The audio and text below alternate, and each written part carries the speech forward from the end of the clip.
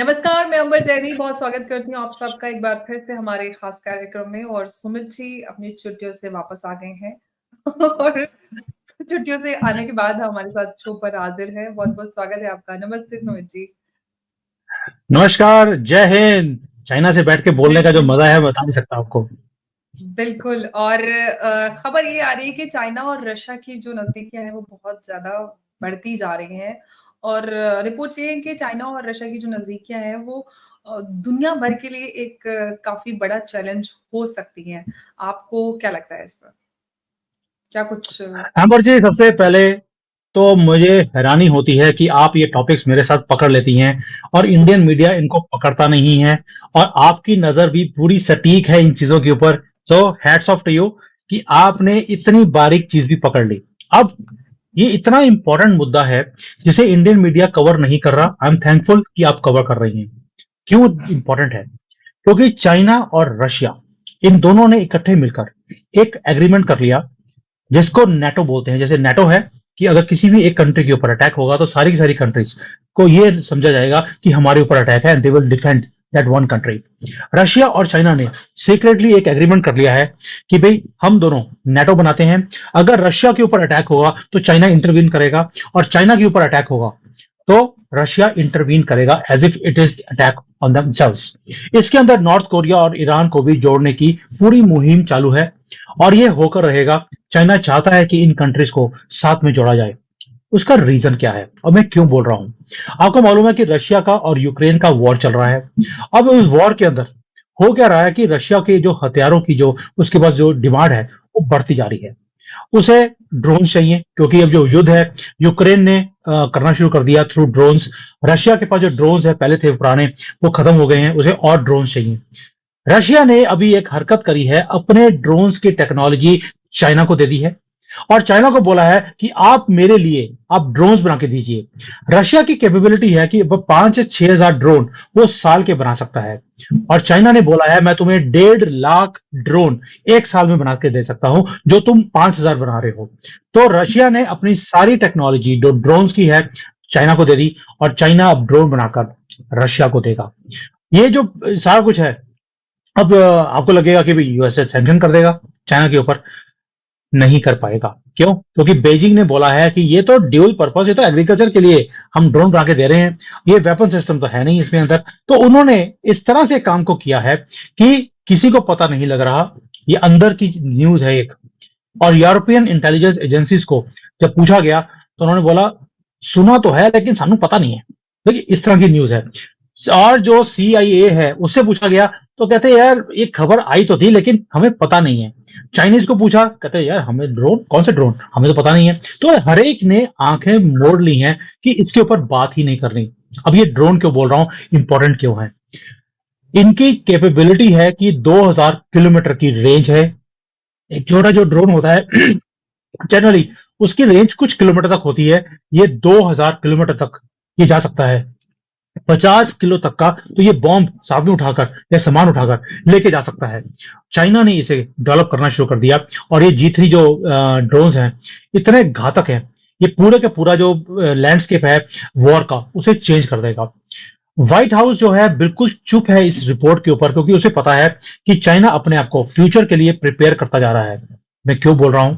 उसका रीजन है अमेरिका को भी मालूम है कि चाइना कुछ ना कुछ हरकत करेगा। ये दिखाएगा कि मैं ताइवान को टेक ओवर करने की कोशिश कर रहा हूं ये, लेकिन ये अटैक करेगा जापान के ऊपर। अब आप बोलेंगे यार ये तो कंट्रोवर्सी, एक कॉन्स्पिरेसी थ्योरी लगती है। ऐसा नहीं है। चाइना ने ऑलरेडी जो जापान के आसपास की जो सारे आइलैंड्स हैं उन्हें घेरना शुरू कर दिया है और चाइना की नजर उन आइलैंड्स के ऊपर बहुत देर से है। जापान को भी मालूम है इस चीज का और उन्होंने भी अपनी शिप्स को इंक्रीज कर दिया है। रशिया ने भी अपनी शिप्स को जो जापान सी है उस एरिया में उन्होंने इंक्रीज करना शुरू कर दिया। ये सारे डायनामिक्स आपको एक चीज बताते हैं कि चाइना और रशिया दोनों मिलकर घेरना चाहते हैं अमेरिका को, जापान को, जो बड़ी बड़ी कंट्रीज हैं। उसका रीजन है, रीजन ये है कि अगर आपको अपनी दादागिरी एस्टेब्लिश करनी है, जैसे रशिया है वो मिडिल ईस्ट में अपनी जो स्पेस है वो क्रिएट करने की कोशिश कर रहा है। सीरिया में वो एंटर कर गया, बाकी कंट्रीज में वो एंटर करने की कोशिश कर रहा है। चाइना चाहता है कि अमेरिका को इतने मल्टीपल लेवल्स के ऊपर उसे घेरा जाए, उसे एंगेज किया जाए कि उसे समझ ही ना आए कि करना क्या है। आज की डेट में अमेरिका की जो शिप्स हैं उसका ये हालत हो गई है कि उन्हें सारा टाइम कभी वो मेडिटेरेनियन सी में जा रहे हैं, कभी वो नॉर्थ कोरिया जा रहे हैं, कभी पैसिफिक को बचाने के लिए जाते हैं, कभी वो साउथ चाइना सी में जाते हैं, कभी वो अरेबियन सी में बैठे होते हैं, कभी रेड सी को बचाने में लगे हैं। इतना ज्यादा उनको घुमाया जाता है कि उनको मेंटेनेंस करने का टाइम ही नहीं मिलता। अमेरिकन शिप्स आज ऑब्सोलीट होते जा रही हैं because no maintenance at all. तो यही चीज चाइना और रशिया दोनों मिलकर अमेरिका को, जिसको बोलते हैं पागल बनाया हुआ है। वैसे तो उनका प्रेसिडेंट वैसे ही पागल है, कभी बोलता कुछ है, सोचता कुछ है और करता कुछ है। तो वही चीज, इस चीज का फायदा उठाकर रशिया और चाइना ने एक नेटो बना लिया, और ये इतना घातक है हमारे भारत के लिए भी। अब आप बोलेंगे भारत के लिए तो घातक हो नहीं सकता, रशिया हमारा बहुत अच्छा दोस्त है। आज की डेट में कोई ये दोस्त सवाल मैं नहीं है, आपसे कोई सुमित दोस्त जी करने वाली थी कि अगर रशिया चाइना इस तरह से एक नेटो बनाते हैं या अपनी मिलिट्री पार्टनरशिप इस तरह से हो जाती है, तो भारत के लिए तो एक बहुत बड़ा चैलेंज होने वाला है, क्योंकि रशिया किससे तो बहुत अच्छी दोस्ती है, लेकिन चाइना से हमारे रिश्ते बेहतर नहीं है। तो ऐसे में भारत के लिए कितना चैलेंजिंग हो सकता है, और भारत किस तरह के प्रिवेंटिव मेजर्स या क्या कुछ इसमें कर सकता है? देखिए, रशिया के भारत के साथ रिलेशन बहुत अच्छे हैं, ऑन पेपर हमें दिखते हैं, एक्चुअल में भी दिखते हैं। बट ये दुनिया जो है अभी, ये बिजनेस की दुनिया हो गई है। कोई किसी का दोस्त नहीं है, कोई दुश्मन नहीं है। जहां पर आपको फायदा मिलता है वहीं पर आपके रिलेशनशिप्स आगे चलते हैं। भाई, चाइना हमारा बहुत बड़ा दुश्मन हमेशा से रहा है, लेकिन आपने देखा कि रिसेंटली चाइना बॉर्डर से अपने आप ही पीछे हट गया। क्यों? उसे भारत की मार्केट चाहिए। अब भारत ने भी उसे बोला है, पहले पीछे हट, उसके बाद हम अपने कंट्री की जो मार्केट है तुम्हें खोलेंगे। और इलेक्ट्रॉनिक्स की मार्केट हमने चाइना के लिए खोली है जब वो बॉर्डर से पीछे हटा है। यानी कि दुश्मनी गई तेल लेने वाला हाल हो गया दुनिया का। अब है कि जहां पर बिजनेस है, जहां पर फायदा है, वहीं पर जाकर अब काम करते हैं। रशिया का भी वही हाल है, जब तक उसे भारत से दोस्ती तभी तक है जब तक हमारे से फायदा है। अभी आज की डेट में भारत से फायदा हो रहा है, उसका तेल बिक रहा है, दुनिया में कोई भी उसका तेल खरीद नहीं रहा, हमने दुनिया का तेल निकाल दिया रशिया से तेल ले लेकर। तो ये जो चीजें हैं ये तब तक चलती रहेंगी जब तक हमारे साथ फायदा रहेगा। और मुझे ऐसा लगता है कि जिस तरह से नजदीकियां बढ़ती जा रही हैं रशिया के साथ भी और चाइना के साथ भी, भारत के साथ मैं नजदीकियां बोल रहा हूं, जबकि ये बिजनेस ट्रांजैक्शन है। भारत की मार्केट बढ़ती रहेगी, चाइना को बड़ी मार्केट चाहिए। दुनिया में कोई और बड़ी मार्केट चाइना के सामने और कोई भी नहीं है। रशिया डाउन है, यूरोप डाउन है, अमेरिका बिल्कुल फिट चुका है, कोई और मार्केट नहीं है सिवाय भारत के। इसलिए बार बार बोल रहा हूं, चाइना को भारत की जरूरत है, और ये दोस्ती भी ये बढ़ती रहेगी, अब आगे बढ़ेगी। बिकॉज जितना भारत अपनी मार्केट को चाइना के लिए खोलता रहेगा, उतना चाइना हमारे नजदीक आता रहेगा, और ये गेम 15-20 साल खत्म होने वाली नहीं है। तो इसलिए अगर चाइना और रशिया इकट्ठे आते हैं, it is good for us also, क्योंकि एटलीस्ट जो अमेरिका की दादागिरी है पूरे दुनिया के ऊपर, बिना बात पे दादा बना हुआ है, और हर एक कंट्री के अंदर इंटरफेरेंस करने की उसकी पुरानी आदत है। जयशंकर जी ने बोला भी था एक बार, this western people they feel they have been given mandate दिया हुआ है, भगवान ने इन्हें पावर दिया है कि हर एक कंट्री के मामले में जाकर दखल दो। ये अब चेंज होना चाहिए। आपने देखा अभी बांग्लादेश में इन्होंने गवर्नमेंट घेर दी, और घेरने के बाद एक पपेट आदमी को बैठा दिया जो जिहादियों को खुलेआम सपोर्ट करता जा रहा है। और वहां पर इवन की जो नई गवर्नमेंट है इनकी, यही मोहम्मद यूनिस की, अपना जो उसका एम्बेसडर है भारत में, उसे वापस भी बुला लिया। और वहां यहाँ पर अमेरिका के कहने पर कोई जिहादी नाम का आदमी ही यहाँ पर भेजा जाएगा, ताकि यहाँ पर जो जिहादी एलिमेंट्स हैं उन्हें एक्टिवेट किया जाए, और अमेरिका का जो एजेंडा है भारत में गवर्नमेंट को गिरने का, उसे पूरा किया जाए। तो आप समझ सकते हैं कि अमेरिका की दादागिरी से अब दुनिया को बाहर निकलना पड़ेगा। बहुत हो गया इनका सम्मान, अब टाइम है कि इनको जवाब दिया जाए। और अगर रशिया और चाइना इकट्ठे होकर अमेरिका को जवाब दे रहे हैं, उसे पागल बनाया हुआ है, चारे पूरी दुनिया में उसको पागलों की तरफ घुमा रहे हैं, it's good for India. At least हमारे यहाँ पर जो हर रोज ये हरकतें होती हैं, कभी स्टॉक मार्केट को गिर दिया, कभी अदानी के स्टॉक को गिर दिया, कभी उसके ऊपर लांछन लगा दिए, कभी यूनाइटेड नेशंस ह्यूमन राइट्स के चक्कर में हमें बिना बात पे घेरने की कोशिश की जाती है, इन सारी चीजों से हमें निजात मिलेगी। और सोरोस का जो प्लान है कि राहुल वही जलेबी वाला, उसको अब उन्होंने पीएम बनाना है, उससे भी हमारा छुटकारा मिलेगा। बिल्कुल, क्योंकि एक तरफ तो ये एक इम्प्रेशन है कि भारत और यूएस के रिश्ते बहुत बेहतर है, लेकिन दूसरी तरफ अमेरिका आर्म ट्विस्टिंग भी करता रहता है और इस तरह के रिजीम चेंज और जो एक होस्टाइल नेबरहुड है, उसको डेवलप करने के लिए भारत के आस-पास वो भी अमेरिका पीछे नहीं हटता। एक तरफ अमेरिका कहता है कि हम टेररिज्म के अगेंस्ट है, दूसरी तरफ यूनिस जैसी सरकार जो टेररिस्ट को सपोर्ट करती है, उसको बैठा देते हैं। ये लोगों को आज़ादी दिलाने के लिए हर देश पे अटैक कर देते हैं, फिर वहाँ पे आतंकवाद भी हो जाता है और फिर आ भी जाते हैं। ये अमेरिका की हिपोक्रेसी अमेरिका जाने।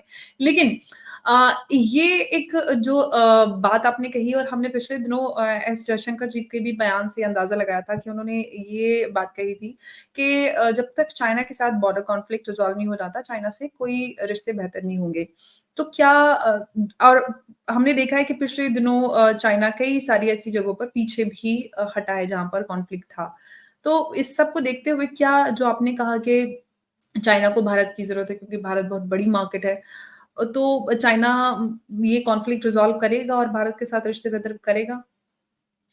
देखिए, चाइनीज को मैं हमेशा बोलता हूँ कि ये नेशनलिस्ट जो हैं बहुत ज्यादा नेशनलिस्ट हैं, लेकिन नेशनलिस्ट से बड़े ये बिजनेसमैन हैं।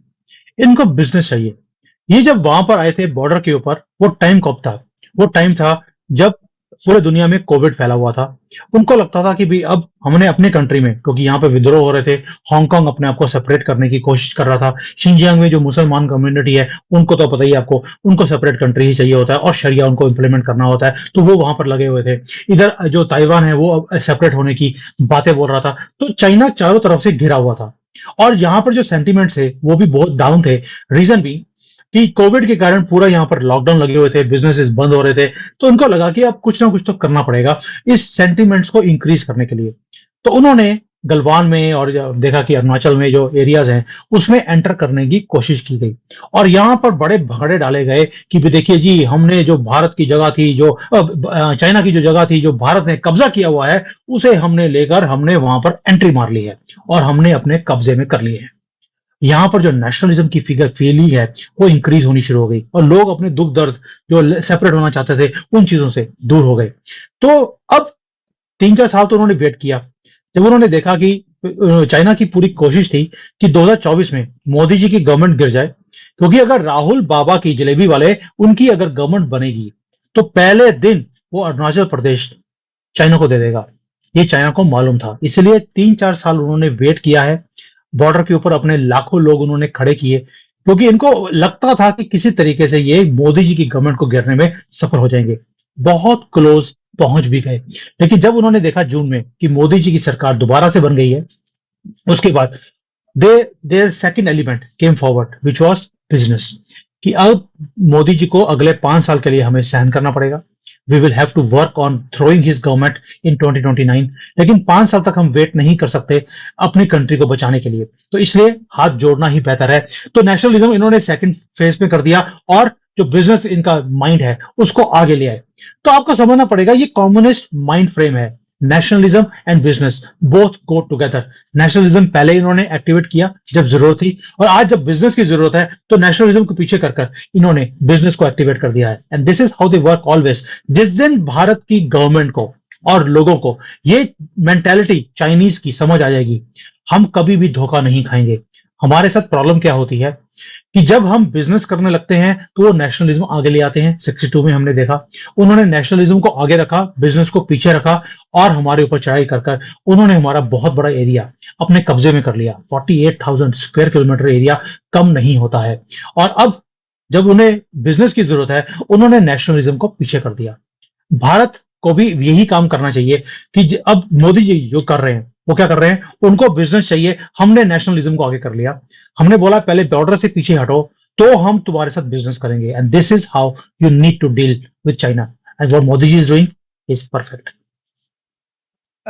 जिसका मतलब है कि Modi ji understands China better than other I would say leaders.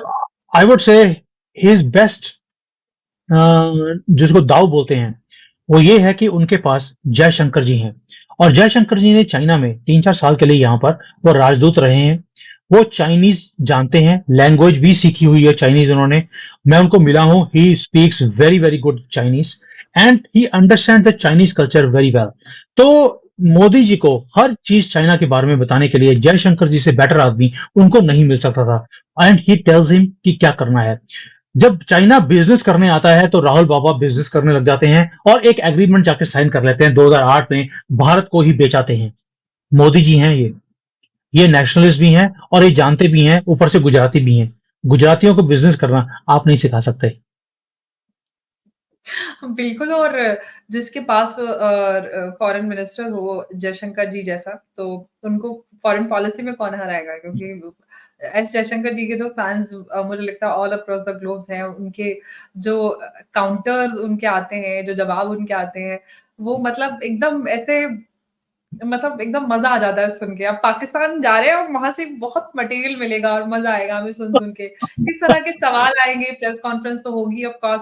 अब वहाँ पे पाकिस्तानी रिपोर्टर, जर्नलिस्ट किस तरह के सवाल पूछेंगे और वो क्या मज़ेदार जवाब देंगे। एकदम बढ़िया नज़ारा होने वाला है। Amber ji, I want to tell you one thing. Chinese जो यहाँ पर मीडिया है वो पूरा स्टेट कंट्रोल्ड है। यहाँ पर कभी भी आप किसी फॉरेन कंट्री के किसी प्राइम मिनिस्टर की, प्रेसिडेंट की कोई वीडियो नहीं देख सकते आप। आपको सिर्फ यहाँ पर जो डेवलपमेंट हो रही है, कौन से प्रोजेक्ट्स लग रहे हैं, कैसे कंट्री तरक्की कर रहा है, सिर्फ यही न्यूज आती है। कोई नेगेटिव न्यूज नहीं, कुछ नहीं। बट ओनली पर्सन जिसकी वीडियोस दिखाई जाती है चाइना में, वो जयशंकर जी की है।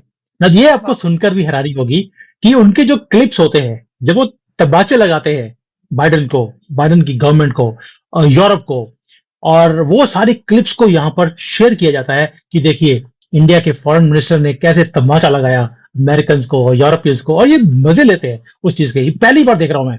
कभी मोदी जी की स्पीच नहीं दिखाई जाएगी यहाँ पर कभी बाइडन की स्पीच नहीं दिखाई जाएगी। जब बाइडन चल रहा है, गिर जाता है, तो रियली उसके मजाक उड़ाने के लिए ये वीडियोस दिखाते रहते हैं कि देखिए दुनिया का सबसे पावरफुल आदमी कैसे लड़ता लड़ता नीचे गिर रहा है, या वो चलते चलते कहीं और चले जाते हैं। कभी उसने वाइस प्रेसिडेंट को अपनी वाइफ बोल दिया। तो ऐसी चीजें चाइना में दिखाई जाती हैं उनका मजाक उड़ाने के लिए।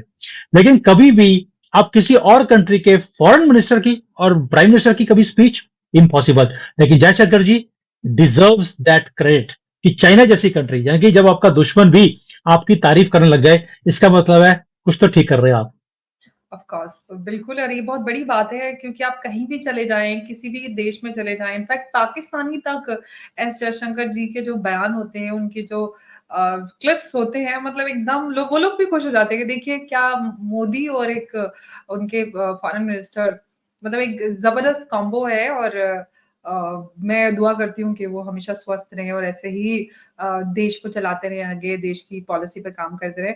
और पाकिस्तान जा रहे हैं तो अब बहुत कुछ उम्मीद की जा रही है कि कुछ बड़ा हो सकता है, क्योंकि इनसाइड रिपोर्ट्स ये आ रही हैं कि एस जयशंकर जी का एससीओ सीएजी मीटिंग के लिए पाकिस्तान जाना कुछ बड़ा होने की तरफ इशारा करता है। और इस तरह की रिपोर्ट्स, अब देखिए, हालांकि उन्होंने कहा है कि भारत पाकिस्तान रिश्तों पर बात नहीं करेंगे, लेकिन उम्मीद है कि कुछ बड़ा होने वाला है पाकिस्तान का। आपको क्या लगता है कि कुछ ऐसा उनका जाना तो ये इशारे करता है कि अगर वो जा रहे हैं तो मतलब जरूर कुछ है? आपको लगता है कि भारत पाकिस्तान के रिश्तों पर या कश्मीर पर कुछ बड़ा हम सोच सकते हैं जल्दी? क्योंकि पाकिस्तान के पास अब कोई रास्ता बचा भी नहीं है वैसे। वैसे जयशंकर जी गए हैं, बड़ी ही सुलझी हुई बात करते हैं। ये वहां पर जाके कुछ बोले कि यार तुम ये काम करो, पीओ के रखो यहाँ पर, ये लो पैसे, ऐसा जयशंकर जी करने वाले नहीं है। हाँ, अगर आप जैसे बोल रही हैं आप कि कुछ बड़ा होने वाला है, अगर अजीत डोभाल को भेजा जाता तो मुझे बोलने की भी जरूरत नहीं थी। इमरान उनके खान की पार्टी अनाउंस ने, पता है सुमित जी, इमरान खान की पार्टी ने रिक्वेस्ट की है कि जयशंकर जी आ रहे हैं, हमारी जो धरना उसको भी संबोधित करें। हाँ, तो अगर मोदी जी सिर्फ ये अनाउंस कर दे कि मैं अजीत डोभाल को भेज रहा हूं, उन्होंने उन्होंने पाकिस्तान ने बोला है, पीओ के दिया। ये भी एक मतलब बेचारे, वैसे ही वो तो पैर लटकाए हुए बैठे हैं, वो तो सबको मुँह छुआई के लिए कर रहे हैं कि यूएनजीए में और या वहाँ के कश्मीर में ये हो रहा है, वो हो रहा है। उनको पता है कि कश्मीर हमारा है और वो ज़्यादा दिन तक इस पे कब्ज़ा अपना जमाए रख नहीं पाएँगे। लेकिन जो चाइना और रशिया के बीच हो रहा है वो काफ़ी इंटरेस्टिंग है। हालाँकि भारत ने नेटो की सदस्यता के लिए पहले भी इनकार किया, उससे पहले भी कई बार ऑफर हुआ है, लेकिन इस जो चाइना और रशिया का जो नेटो है, उससे क्या भारत पर असर पड़ेगा? किस तरह के आगे डेवलपमेंट्स हमें देखने के लिए मिलेंगे, वो आने वाला समय बताएगा। सुमित जी, बहुत-बहुत धन्यवाद आपका हमारे साथ इस थैंक यू इंटरेस्टिंग एम्बर च जी। नमस्कार।